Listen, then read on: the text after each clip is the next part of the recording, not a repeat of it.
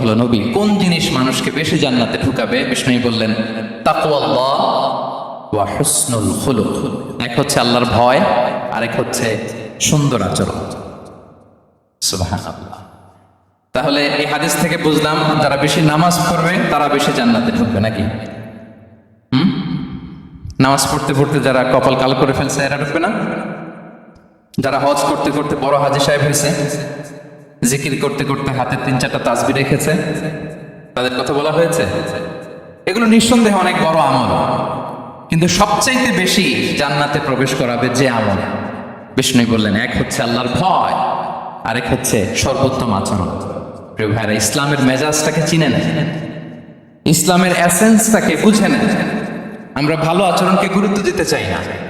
অনেক নামাজি লোক দেখবে নামাজ পড়তে পড়তে কপালে কালো দাগ ফেলে দিছে, বাসায় বউয়ের সাথে খারাপ আচরণ করে, খিটখিটে মেজাজের, প্রতিবেশীর সাথে শুধু ঝগড়া, কলিগদের সাথে ঝগড়া, মারামারি, দুঃসম্পর্ক, এরকম আছে না? নাই বলেন, আছে না? কিন্তু নামাজি, অনেক বড় হাজি, একদিনও কোরআন তেলাওয়াত মিস হয় না। তো এত ইবাদত করেও সে ইসলামের আসল এসেন্সটাকে ধরতে পারেনি। বিষ্ণু বললেন সবচেয়ে বেশি জান্নাতে প্রবেশ করাবে যে দুটি আমল, একটি হচ্ছে তাকওয়াল্লাহ, আল্লাহর ভয়, আরেকটি হচ্ছে উত্তম আচরণ, সর্বোত্তম আচরণ।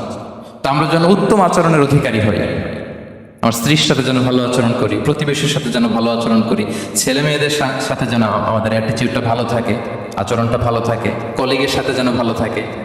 বিশ্বনবীর আচরণ যেমন ছিল তেমন আচরণ যেন আমরা গড়ে তুলতে পারি। আওয়াজ করে পড়ুন আমিন। সুনানে আবু দাউদের এক বর্ণনা বিষ্ণু ইসলাম বলেন, খুব চমৎকার একটা হাদিস, মনোযোগ দিয়ে শুনুন। তিনি বলেন আনা যাঈমুন বিবাইতিন ফি রাবাদিল জান্নাতি লিমান তারাকাল মিরাআ ওয়া ইন কানা মুহিক্কান। আমি ওই ব্যক্তিকে জান্নাতের আঙ্গিনায় একটা ঘরের গ্যারান্টি দেই যে ব্যক্তি তর্ক করার সময় নিজে হক এটা জেনেও সে তর্ক থামিয়ে দেয়। অনেক সময় হয় না, অনেকে পায়ে পাড়া দিয়ে ঝগড়া করতে আসে, এরকম আছে না? নাই? আপনি চুপচাপ দেখবেন একটা বাজে কমেন্টস করতেছে, আবার কমেন্টের নিচে কমেন্ট, আবার গালি, হ্যাঁ আছে না এরকম? বিষ্ণু বলেন নিজে হক এটা জানার পরেও আর যাতে তর্ক না বাড়ে, যে তর্ক থামিয়ে দেয় জান্নাতের আঙ্গিনায়, তাকে আমি একটা ঘরের গ্যারান্টি দেই। ওয়াবিবাইতিন ফি ওয়াসাতিল জান্নাতি লিমান তারাকাল কাযিবা ওয়া ইন কানা মাযিহান। আর ওই ব্যক্তিকে আমি জান্নাতের মাঝখানে একটা ঘরের গ্যারান্টি দেই যে ব্যক্তি কৌতুক করার সময়ও মিথ্যা পরিহার করে।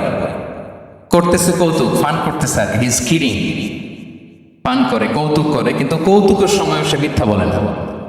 এই স্বভাব যাদের, তাদেরকে আমি জান্নাতের মাঝ বরাবর একটা ঘরের গ্যারান্টি দেই। এরপর বিষ্ণু কি বলে দেখেন, তিনি বলেন ওয়াবিবাইতিন ফি আ'লাল জান্নাতি লিমান হাসানা খুলুকাহু। আর জান্নাতের একেবারে হাইস্ট পিক অফ প্যারাডাইস, জান্নাতের সর্বোচ্চ স্তরে আমি একটা ঘর বা একটা বাসভবনের গ্যারান্টি ওই ব্যক্তিকে দেই যে তার আচরণটা সুন্দর করেছে, যে সুন্দর আচরণের অধিকারী হয়েছে, তাকে জান্নাতের হাইস্ট পিকে আমি একটা বাসভবনের গ্যারান্টি দেই। তাহলে বলেন তো আমাদের আচরণটা সুন্দর করার দরকার আছে না নাই? এটা খুব ছোটখাটো একটা আমল, তাই না? কথা বলেন, দক্ষিণ কোরিয়া প্রবাসী ভাইরা আওয়াজ করে বলেন এটা কি ছোট আমল? দেখলে সালাম দিব, সুন্দরভাবে কথা বলবো, ভালো উইশ করব, হ্যাঁ, হিংসা জিঘাংসা অহংকার থেকে মুক্ত থাকবো, খিটখিটে মেজাজের হব না, অলওয়েজ স্মাইলিং ফেস থাকবে আমার, হৃদ্যতাপূর্ণ আচরণ। এই কাজটা কি ছোট আমল? আওয়াজ করে বলেন এই আমলটা কি ছোট না বড়? প্রিয় ভাইরা, বিষ্ণু ইসলাম সবার সাথে এরকম মাধুর্যতাপূর্ণ আচরণ করতেন, ছোট থেকে বড়, নারী থেকে পুরুষ, বন্ধু থেকে শত্রু, সবার সাথে সুন্দর আচরণ করতেন। এবং তার এই চমৎকার আচরণে মুগ্ধ হয়ে তার অনেক শত্রু মুহূর্তে তার বন্ধুতে পরিণত হয়েছে। তাহলে আসুন আমরা দেখি আমাদের প্রিয় নবীজির আচরণ কেমন ছিল। শুরুতেই আমরা দেখি যে শিশুদের সাথে বিষ্ণু ইসলাম কেমন আচরণ করতেন, সেটা আমরা শুনব। আমরা যদি থ্রু দ্য লেন্স অফ সিরা অথবা through the lens of Sunnah lens দিয়ে, আমরা তো এক একজন এক এক লেন্স লাগাই, তো দেখবেন যে সুন্দর একটা গ্লাস পরলে যেটা যেই কালার ওইটা দেখা যায়, কিন্তু নীল গ্লাস পরলে গোটা দুনিয়াটা, লাল গ্লাস লাগালে দুনিয়াটা। এই জন্য কোরআনের লেন্স দিয়ে আমরা বিশ্ব দেখি। কোন লেন্স দিয়ে বিশ্ব দেখবো? We see the world through the lens of Quran. আজকের আলোচনাটা আমরা করবো থ্রু দ্য লেন্স অফ সিরাত, সিরাতের আলোকে, সুন্নাহর আলোকে দেখি বিষ্ণু ইসলাম শিশুদের সাথে তিনি কেমন আচরণ করতেন। বিষ্ণু ইসা ইসলামের কাছে যখন কোনো শিশু নিয়ে আসা হতো তিনি তাহনিক করতেন। হাদিসে এসেছে, সিরায় এসেছে। তাহনিক কি? খেজুর চিবিয়ে খেজুরের মিষ্টি রস লালাসহ বাচ্চার মুখে লাগিয়ে দিতেন।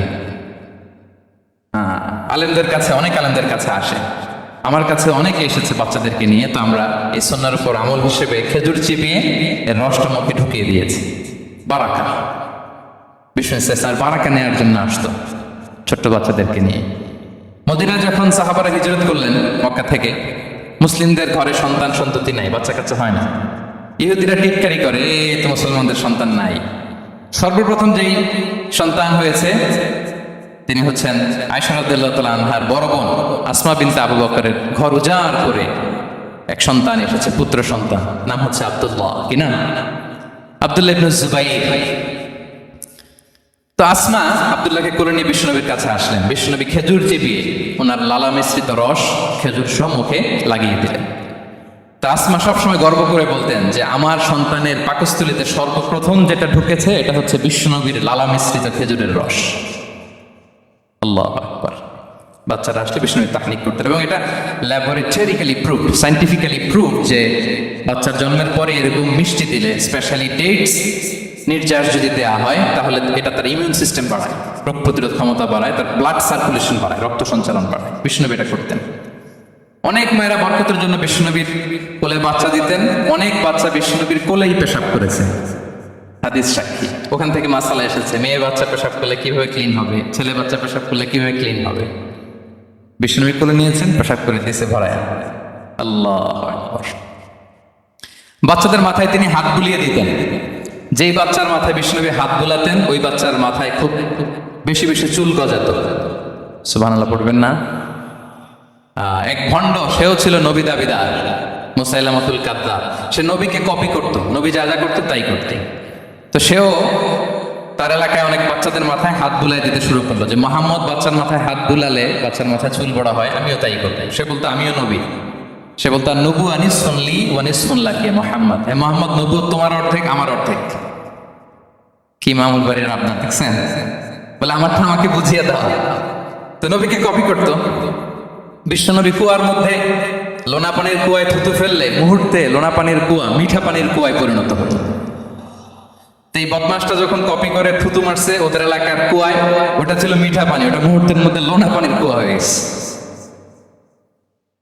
তো বিশ্বনবীকে কপি করে সে তার এলাকার নবজাতক বাচ্চাদের মাথায় যখন হাত বুলিয়ে দিতে শুরু করলো, পরবর্তীতে দেখা গেল ওই বাচ্চাগুলো আজীবন ছিল টাক মাথা। চুল বাড়বে তো দূরের কথা, তাদের মাথায় চুলই ওঠে নাই। আল্লাহু আকবার। মুআজিজাতুন নবী। তো বিষ্ণু মাথায় হাত বুলিয়ে দিতেন, বাচ্চাদেরকে চুমু খেতেন। আপনারা বাচ্চাদেরকে কোলে নেবেন, আদর করবেন, চুমু খাবেন, বিষ্ণুর সুন্নাহ এটা। বাচ্চাদের সালাম দিতেন। মাঝে মাঝে বাচ্চাদের সাথে মজা করতেন, তাদের সাথে খেলাধুলা করতেন। বাসায় সময় পেলে এটা করবেন, ছেলেমেয়েদেরকে নিয়ে খেলতে নেমে যাবেন। শুধু বাচ্চাদের সাথে ফান করতেন এমন না, ভুল দেখলে শুধরে দিতেন। এক ছোট্ট বাচ্চা কোলে বসে খাবারের প্লেট থেকে এখান থেকে ধরে ওখান থেকে ধরে, তাও বাঁ হাতে। বিষ্ণু বললেন ইয়া গোলাম সাম্মিল্লাহ, বিসমিল্লাহ বলো। কুলবি আমিনি, বাঁ হাতে নয় ডান হাতে খাও। ওয়া কুল মিম্মা ইয়ালি, আর এদিক সেদিক থেকে নয়, তোমার সামনে যেটা আছে ওটা খাও। সুবহানাল্লাহ। শুধরে দিতেন। সাদাকার খেজুরের স্তূপ ছিল, জাকাতের খেজুর। হাসান রাদিয়াল্লাহু তাআলা আনহু, বিষ্ণু ইসলামের দৌহিত্র, ছোট্ট মানুষ, হাঁটতে হাঁটতে যে খেজুরের স্তূপের দিকে খেজুর নিয়ে খেলতেছে, হঠাৎ একটা খেজুর খেতে আরম্ভ করলেন। বিষ্ণু বললেন কিখ কিখ, থামো থামো, ওয়াক থু থু। আমরা যে বাংলা ওয়াক থু বলি, এটার আরবি হচ্ছে কিখ। মানে এই না না ভাই, রাখো রাখো রাখো। আলা তাআলাম ইন্না লা নাকুলুস সাদাকা, না ভাই তুমি জানো না আমরা হাশমি খানদানের, আমরা সাদাকার মাল খেতে পারি না। আঙ্গুল ঢুকিয়ে মুখ থেকে খেজুর বের করে দিলেন। সুবহানাল্লাহ। এভাবে ছোট্ট বাচ্চাদের ভুলগুলো শুধরে দিতেন, কারেকশন করতেন। সুনানে নাসাইতে এসছে কানা রাসূলুল্লাহ সাল্লাল্লাহু আলাইহি ওয়াসাল্লাম ইয়াজুরুল আনসার, তিনি যখন আনসারীদেরকে ভিজিট করতে যেতেন, ফায়ুসাল্লিমু আলা সিবয়ানিহি, আনসারী বাচ্চাদেরকে সালাম দিতেন। আপনারা বাচ্চাদের সালাম দেন তো নাকি? নাকি বাচ্চাদের সালামের জন্য বসে থাকেন? অনেকে মনে করে যে আমি মুরব্বী হাজী সাহেব, 80 বছর বয়স, আমি তো শুধু সালাম পাবো, আমি দিব কেন? এরকম একটা ভুল ধারণা আছে না? সালাম শুধু ছোটরা দিবে, ব্যাপারটা কি এমন না? ছোটরা বড়দের দিবে, বড়রা ছোটদের দিবে, সবাই সবাইকে দিবে, ঠিক কিনা বলেন? ইনশাআল্লাহ বলেন সবাই। ওয়ায়ামসাহু বিরুসিহিম, বাচ্চাদের মাথায় হাত বুলিয়ে দিতেন। ওয়াদউ লাহুম, তাদের জন্য দোয়া করতেন। তাহলে বিশ্বনবীর বাচ্চাদের সাথে আচরণ, ডিলিংস, ইন্টারাকশন কেমন ছিল বুঝতে পেরেছেন? একবার এক নামাজে ওনার নাতিদেরকে নিয়ে হাজির হলেন, হাসান হুসাইন রাদিয়াল্লাহু আনহুমাকে নিয়ে। তো নামাজের এক সিজদায় বিশ্বনবী এমন লম্বা সময় সিজদায় পড়ে রইলেন, মাথার উঠান না। মুসল্লিরা তো অবাক, সাহাবারা ভাবলেন হায় রে, নবীজি অসুস্থ হয়ে গেলেন নাকি, অথবা ওহী নাজিল হলো নাকি। নামাজ শেষে সাহাবারা জিজ্ঞেস করলেন, ইয়া রাসূলুল্লাহ, আপনি কি অসুস্থ হয়েছেন নাকি ওহী নাজিল হচ্ছিল? এত লম্বা সিজদা দিতে তো কখনো দেখি নাই। বিশ্বনবী বললেন, না না, কুল্লুন যালিকা লাম ইয়াকুন, কোনটাই না, বরং ওয়ালাকিন্না বিনি ইরতাহালানি, আমার নানা ভাই হাসান হুসাইন সিজদারত অবস্থায় আমার পিঠের উপরে উঠে বসেছিল। ফাকারিহতু আন উআজ্জিলাহু হাত্তা ইয়াকদিয়া হাজাতা, আমি উঠে গেলে তাদের ডিস্টার্ব হবে, এজন্য সিজদায় পড়েছিলাম। যতক্ষণ তাদের পিঠে উঠে খেলতে মনে চেয়েছে তারা খেলেছে, তারা নেমেছে, তারপরে সিজদা থেকে মাথা উঁচু করে দাঁড়িয়েছি। সুবহানাল্লাহ বিহামদিহি। তো আমরা কাঁধে নিয়ে খেলবো তো দূরের কথা, আমরা অনেকে বাচ্চাদেরকে মসজিদে দেখলেই রেগে যাই, আছে না নাই? অনেক মুরব্বীরা আছে মসজিদে বাচ্চা দেখতে পারে না, দেখবেন হ্যাঁ, খিটখিটে মেজাজের হয়ে যায়, রিয়েক্ট করে। আলহামদুলিল্লাহ গত অনেক বছর ধরে বাংলাদেশে এটা নিয়ে আমরা কন্টিনিউয়াসলি বলেছি যে না, শিশুদেরকে আপনারা মসজিদে আসলে ধমক দিবেন না, ভুল করলে, আওয়াজ করলে, চিৎকার করলেও তাদেরকে বকা দেওয়া যাবে? বলেন। আজকে যদি বকা খেয়ে মসজিদ থেকে ফিরে যায়, আর কোনোদিন মসজিদের দিকে পা বাড়াবে? ও যাবে ক্লাবে, হ্যাঁ, ও যাবে গানের কনসার্টে, আর ফেরাতে পারবেন মসজিদে? আর আসবে না। খবরদার, আপনার একটা ধমকের কারণে মসজিদমুখী কোনো শিশু যেন অন্যদিকে না যায়। বুঝাবেন যে আব্বু, এটা আমাদের ইবাদতগাহ, পবিত্র জায়গা, কিন্তু দুষ্টামি করতে হয় না, আওয়াজ করতে হয় না, আল্লাহ তোমাকে অনেক গুনাহ দিবে। গুনার ভয় দেখালে কিন্তু বাচ্চারা দুষ্টামি করে না, দেখবেন, ঠিক কিনা বলেন? এই সেন্সটা তাদের আছে, এভাবে বুঝাবেন। মুসনাদে আহমদ একটা হাদিস এসেছে, বিষ্ণু ইসলাম ওনার চাচাতো ভাইদেরকে নিয়ে দৌড় প্রতিযোগিতা করাতেন, লাইন ধরে দাঁড় করাতেন, আর বলতেন, মান সাবাকা ইলাইয়া ফালাহু কাদা ওয়া কাদা, সবাই দাঁড়াও, দেখি কে কার আগে আমাকে দৌড়ে ধরতে পারে, যে ধরতে পারবে তাকে পুরস্কার দেব। আল্লাহু আকবার। এবং বিশ্বনবীর এই কথা শুনে সবাই দৌড়ে যে বিশ্বনবীর ঘাড়ের উপর উঠতো, বুকের উপর উঠতো, ঝাঁপিয়ে পড়তো, বিশ্বনবী সবাইকে ধরে আগলে নিতেন, প্রত্যেকের গালে চুমু খেতেন। পড়েন সুবহানাল্লাহ। এই ছিল শিশুদের প্রতি বিষ্ণু ইসলামের আচরণ। তো আমরা এরকম আচরণ করি কিনা? আমাদের আচরণটা আমাদের বাচ্চা, আমাদের আত্মীয় স্বজনের ছোট ছেলে মেয়ে, আমরা কোথাও শিশুদেরকে যদি দেখি, আমরা তাদের সাথে কিভাবে আচরণ করি একটু মিলিয়ে নিই। কার আচরণ কেমন, এরকম করেন কিনা আমি আর জিজ্ঞেস করতে চাইলাম না, জাস্ট আস্ক ইউরসেলফ, নিজেকে জিজ্ঞেস করুন যে আমরা আমাদের বাচ্চাদের সাথে এরকম আচরণ করি কিনা। তাহলে প্রথম পয়েন্টটা ক্লিয়ার। আচ্ছা, শিশুদের পার্ট শেষ, এবার দেখি বয়স্কদের সাথে, অ্যাডাল্টদের সাথে বিষ্ণু ইসলামের আচরণ কেমন ছিল, বড়দের সাথে কেমন আচরণ করতেন আমরা আসুন দেখি। সাহাবারা তো সবচাইতে বেশি বিষ্ণুনবীর সঙ্গ পেয়েছেন, তাই না? তাদের সাথে কেমন আচরণ ছিল? যে আয়াতটি দিয়ে আমি শুরু করেছি, আল্লাহ বলেছেন, ফাবিমা রাহমাতিম মিনাল্লাহি লিনতা লাহুম ওয়ালাউ কুনতা ফাদ্দান গালিযাল কলবি লানফাদ্দু মিন হাওলিক। সাহাবারা বিষ্ণুনবীর এত ভালোবাসা পেয়েছেন, এত সুন্দর আচরণ পেয়েছেন, তারা বিশ্বনবীকে সবসময় আগলে রাখতে চাইতেন, ঘিরে থাকতে চাইতেন, তার সঙ্গ ছাড়তে চাইতেন না। পড়েন সুবহানাল্লাহ। বাসায় ভাল লাগে না, বিশ্বনবীর কাছে চলে যেতেন। ওয়াইফের সাথে মনোমালিন্য, নবীর দরবারে চলে যেতেন। এমনকি কোন সাহাবীর পেটে যদি ক্ষুধা লাগতো, ঘরে খাবার না থাকতো, তারা বিশ্বনবীর কাছে চলে যেতেন। তারা বলতেন, নবীর চেহারার দিকে তাকিয়ে থাকলেই আমাদের ক্ষুধা মিটে যেত। আগলে রাখতেন সবসময় বিষ্ণু ইসলামকে। আর সবসময় বিষ্ণু ইসলাম একটা স্মাইলিং ফেস নিয়ে তাদের সাথে কথা বলতেন, মুচকি হাসবেন। বিষ্ণু বলেন, তাবাসসুমুকা ফি ওয়াজহি আখিকা সাদাকা, you smile to your brother, it's a charity. তোমার ভাইয়ের দিকে তাকিয়ে তুমি যে মুচকি হাসো, এটা সাদাকা দেওয়ার সওয়াব কামিয়ে ফেলো তুমি। এবং সাহাবারা বলতেন, মা রাআইতু আহাদান আকসারা তাবাসসুমান মিন রাসূলিল্লাহ সাল্লাল্লাহু আলাইহি ওয়াসাল্লাম। বিষ্ণুনবীর চাইতে বেশি কাউকে আমরা কোনোদিন মুচকি হাসি দিতে দেখিনি। মুচকি হাসেন তো আপনারা? মুচকি হাসবেন, হাসলে যদি সাদাকার সওয়াব হয়, তো আমরা মুখ গোমরা করে রাখবো কেন? দেখবেন, যিনি মুচকি হাসে তাকে সবাই পছন্দ করে, আর যিনি গোমরা মুখ থাকে তারা দেখতে ভালো লাগে। আমার ভালো লাগে না, আপনাদের লাগে? হাসি কিন্তু সংক্রামক, ইতিবাচক ভাবে সংক্রামক। আপনি হাসলে দেখবেন হেসে হেসে কথা বলে, যার সাথে বলতেছেন তারও একটা হাসি। আপনি গোমরা মুখ থাকলে ওই ব্যক্তিও গোমরা মুখ, ঠিক কিনা বলেন? এবং মুচকি হাসলে স্বাস্থ্য ভালো থাকে, মানসিক স্বাস্থ্যের সাথে এটা সম্পর্ক আছে। দেখেন বিষ্ণু ইসলাম কেমন কনসিডারেট ছিলেন। বিশ্বনবী যদি কারোর সাথে মুসাফা করতেন, ভাই হাত মেলান তো, এই যে ওই লোক হাত সরানোর আগে বিশ্বনবী হাত সরাতেন না। যখন উনি হাতটা টান দিতেন তখন নবী হাত টান দিতেন। কারোর সাথে কথা বলার সময় এইভাবে আর চোখে তাকাতেন না, এইভাবে না। কথা বলতে হইলে ঘুরে তার দিকে হয়ে তাকে সম্মান দিয়ে, রেসপেক্ট দিয়ে কথা শুরু করতেন। কেউ কোনো গুরুত্বপূর্ণ কথা কানে কানে বলতে চাইলে তিনি কথা শেষ না হওয়া পর্যন্ত মাথা সরাতেন না। সুবহানাল্লাহ, আসতে বলেন। আল্লাহু আকবার, আল্লাহু আকবার। একটু মিলিয়ে নেই, আসলে কি আমরা পারি এত চমৎকার আচরণ উপহার দিতে? কতটা কনসিডারেট ছিলেন দেখেন। এক বেদুইন, অক্ষর জ্ঞানহীন মানুষ, সভ্যতার ছোঁয়া তার মধ্যে লাগেনি। সে মসজিদে নববীতে ঢুকে একবার মসজিদে নববীর মাঝখানে পেশাব করা শুরু করলেন। কি করা শুরু করলেন? কোথায়? টয়লেটে।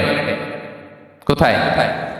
ইসলামের সবচাইতে দ্বিতীয় সবচাইতে পবিত্র জায়গা, বিশ্বনবীর মসজিদের মাঝখানে। সাহাবারা তাকে মারতে উদ্ধত হলেন। বিশ্বনবী বললেন, দাও, থামো থামো, এই থামো থামো।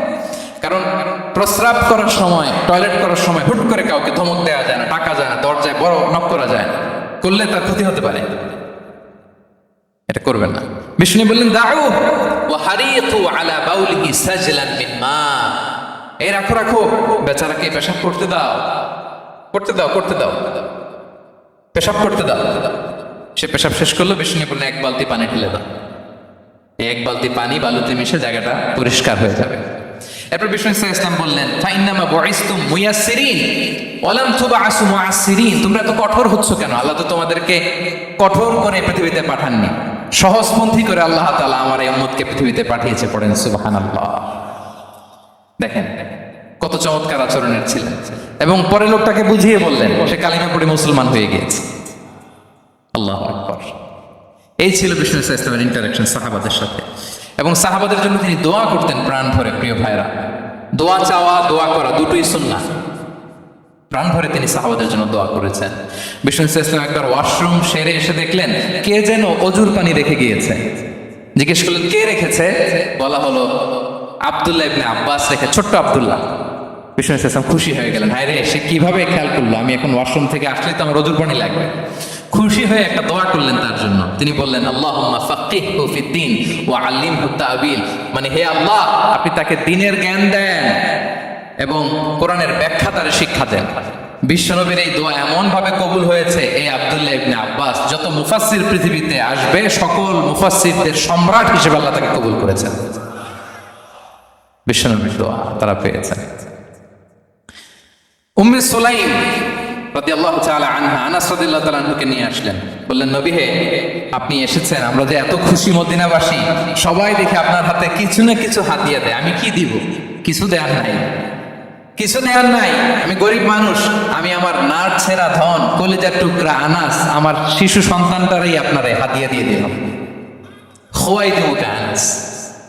নবী হে, সে আপনার ছোট্ট খাদেম হবে, আপনার কাজ করে দিবে। উদুল্লাহ আলাহ, আপনি তার জন্য একটু দোয়া করেন। বিশ্বনবী দোয়া করলেন। কি দোয়া করলেন? আল্লাহুম্মা আকফির মালাহু ওয়া ওয়ালাদা। আল্লাহ আনাসের সম্পদও বাড়ায় দাও, ওয়া ওয়ালাদা, তার সন্তানও বাড়ায় দাও। দেখেন এই দোয়ার কি বরকত।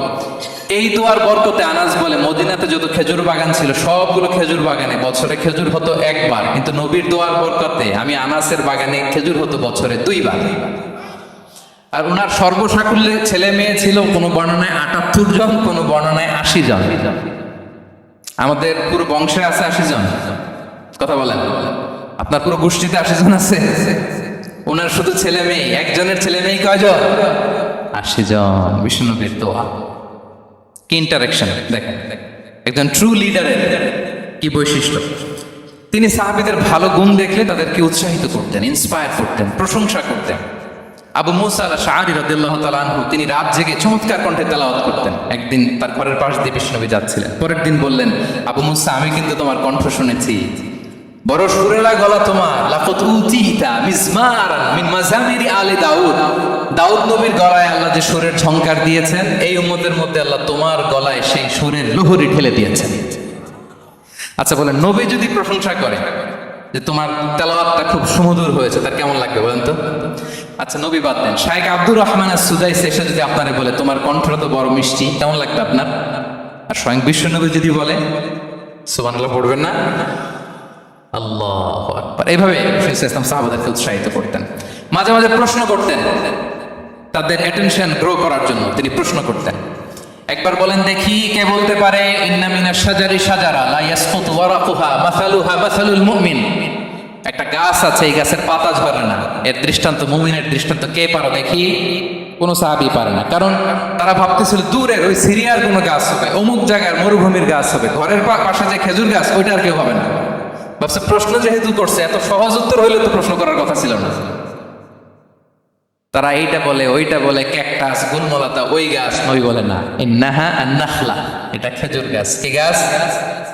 তো আব্দুল্লাহ ইবনে ওমর তখন খুব ছোট, তিনি মনে মনে ধরে ফেলছিলেন, কিন্তু ভয়ে বলে না। তো বাসায় যে ওমর রাদিয়াল্লাহু বলে, আব্বা আপনারা কেউ পারেন না, আমি তো জানতাম এটা খেজুর গাছ। তো বললা না যে? আব্দুল্লাহ বলে, আপনি পারেন না, অন্যান্য সাহাবারা বাচ্চা ছাড়া কেউ পারে না, আমি কেমনে কই? ওমর রাদিয়াল্লাহু বললেন, আজকে যদি তুমি বলতে পারতে লাল উট পেলে আরো যে যত খুশি হয় আমি তার চেয়ে বেশি খুশি হয়ে যেতাম। নবীর সামনে আমার বুকটা এত বড় হয়ে যেত। আল্লাহু আকবার। দেখেন, প্রশ্ন ছুড়ে দিয়ে মনোযোগ আকর্ষণ করতেন সাহাবাদের। রসিকতা করতেন মাঝে মাঝে, রসিকতা। এক সাহাবী বলেন, ইয়া রাসূলুল্লাহ, আমার চলতে বড্ড কষ্ট হয়, আপনি যদি দয়া করে আমাকে একটা উট দিতেন তাহলে আমি রাইড নিতাম এটার উপরে, এটা দিয়ে চলতাম, সফরের কষ্ট কমে যেত। বিষ্ণু বলেন, যাও ঠিক আছে, তোমাকে একটা উটের বাচ্চা দিব। কি দিব? সাহাবী বলেন, ইয়া রাসূলুল্লাহ, আমি চাইলাম কি আর আপনি বললেন কি? আমার তো লাগবে এমন উট যেটা দিয়ে মরুভূমিতে চলা যায়। বিষ্ণু বলেন, ওই উটটাও তো অন্য কোনো না কোনো উটের বাচ্চা। সুবহানাল্লাহ পড়বেন না? ছোট্ট কথা, দেখেন কি রসিকতা, কি সেন্স অফ হিউমার। সুবহানাল্লাহ। সাহাবীদের সাথে এক কাতারে মিশে কাজ করতেন, নিজ হাতে সাহাবীদের সাথে মিশে কি করেছেন? মসজিদে নববী নির্মাণ করেছেন। পঞ্চম হিজরিতে নিজে মরুভূমির বালু খনন করে পেটে পাথর বেঁধে পরীক্ষা খনন করেছেন সাহাবীদের সাথে। True leader. শুধু তাই নয়, সাহাবারা ভালো পরামর্শ দিলে সেটা অ্যাকসেপ্ট করতেন। আমাদের মধ্যে অনেকের একটা ইগোইস্টিক ঝামেলা আছে। বাড়ির কাজের মেয়ে বলছে, কাজের ছেলে বলছে, এই আমার স্টাফ বলছে, এটা আমি কেন শুনবো? এরকম একটা মেন্টালিটি অনেকের আছে না নাই? অনেক সময় তাদের মধ্য থেকেও ভালো পরামর্শ আসতে পারে না। বলেন পারে কিনা? বিশ্বনবী দেখতেন কেউ ভালো পরামর্শ দিলে সেটা পিক করতেন, নিয়ে নিতেন। বদরের যুদ্ধে মুসলিম সৈন্যরা কোথায় ক্যাম্প করবে, বিশ্বনবী হঠাৎ একটা জায়গায় ক্যাম্প স্থাপনের নির্দেশনা দিলেন। হাব্বাব ইবনুল মুনজির রাদিয়াল্লাহু তাআলা আনহু তিনি বললেন, ইয়া রাসূলুল্লাহ, অনুমতি দিলে একটা কথা বলবো। কি কথা? এই যে আপনি ক্যাম্প স্থাপন করলেন এখানে, এটা কি আল্লাহর আদেশে না আপনার ইচ্ছায়? নবী বললেন, আমার ইচ্ছা, এটা আল্লাহর আদেশ নয়। তাহলে ঠিক হয় নাই, লোকেশন সিলেকশন ঠিক হয় নাই।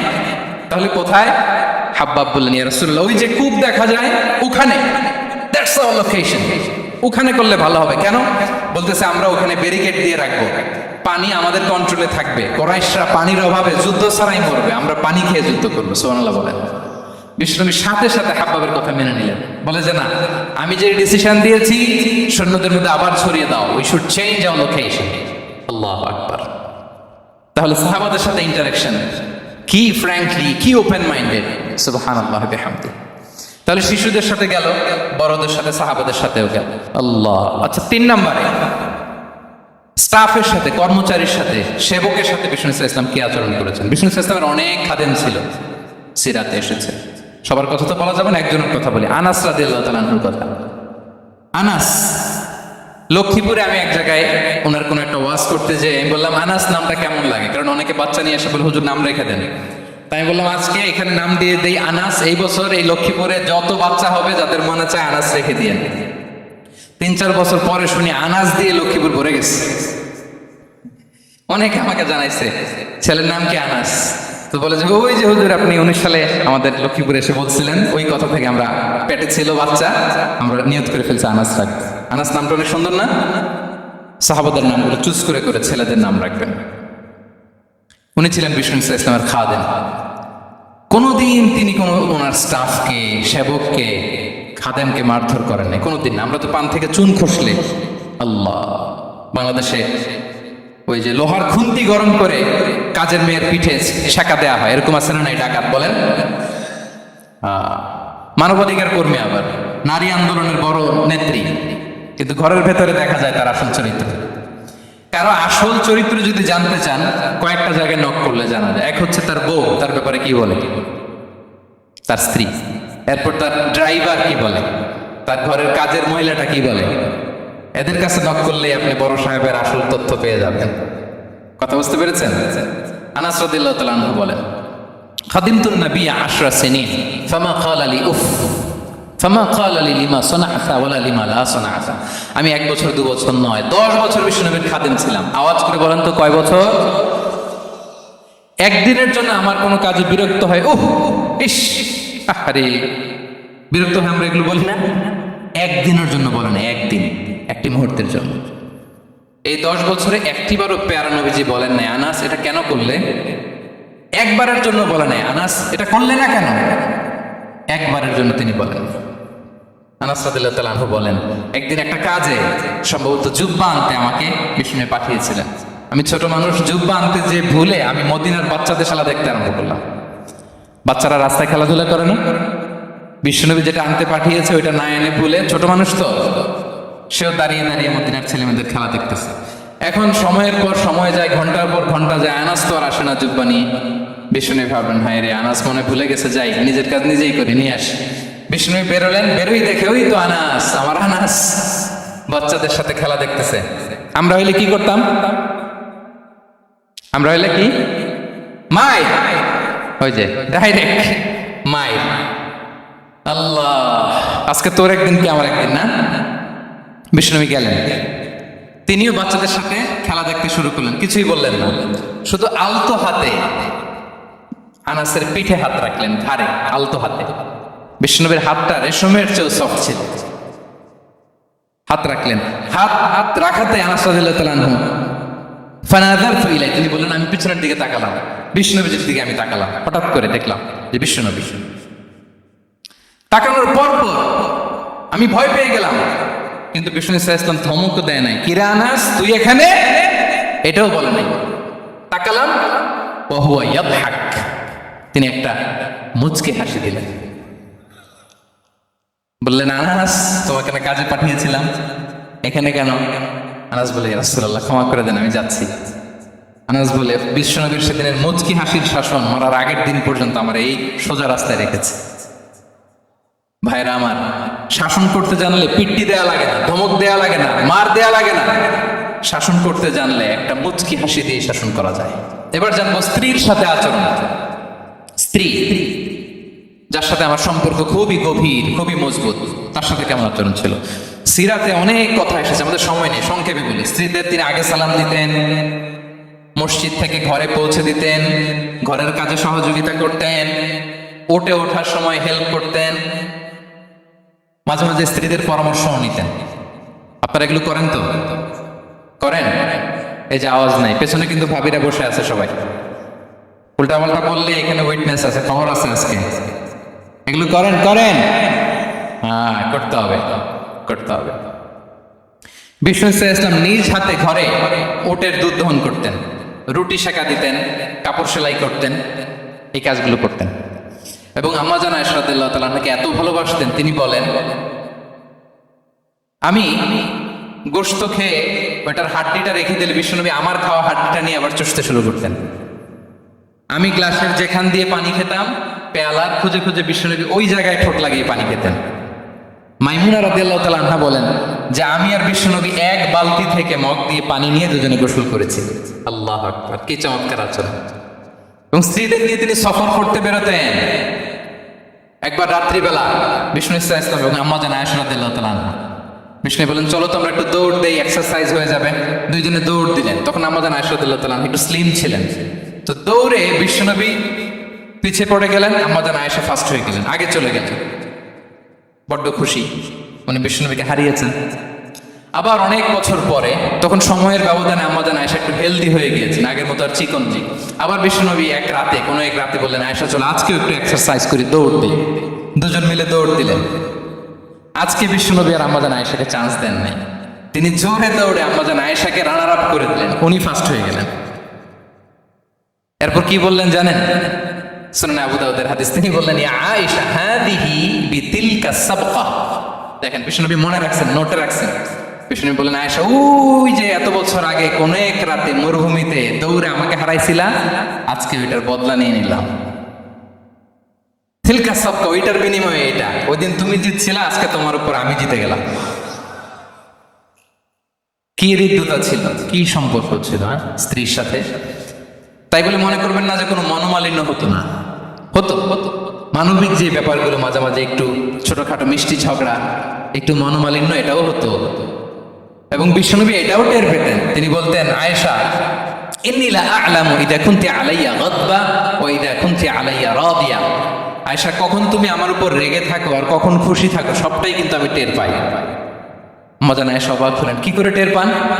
বিশ্বনবী বলেন, যখন তুমি আমার উপর খুশি থাকো তখন দোয়ার সময় বলো লা ওয়া রাব্বি মুহাম্মদ, তুমি বলো হে মুহাম্মদের রব আল্লাহ, মদিনার উপর রহম করেন, আমাদেরকে ক্ষমা করেন। হে মুহাম্মদের রব, আমাদের ক্ষমা করেন, এইভাবে দোয়া করো। আর যখন তুমি রেগে থাকো তখন আমার নামটা মুখ দিয়ে নিতে চাও না, তখন তুমি দোয়াতে বলো লা ওয়া রাব্বি ইব্রাহিম, হে ইব্রাহিমের আল্লাহ, হে ইব্রাহিম নবীর খোদা, আমাদের মাফ করো। তখন তুমি আমার নাম নাও না, কৌশলে আমার নামটা বাদ দাও। আমাদের আয়েশা বলেন, ইয়া রাসূলুল্লাহ মা আহজুরু ইল্লা ইসমাক, নবী হে, আমি তো আপনার নামটাই শুধু মুখ থেকে বাদ দেই, আমার হৃদয় থেকে তো কখনো আপনারে বাদ দিতে পারি না।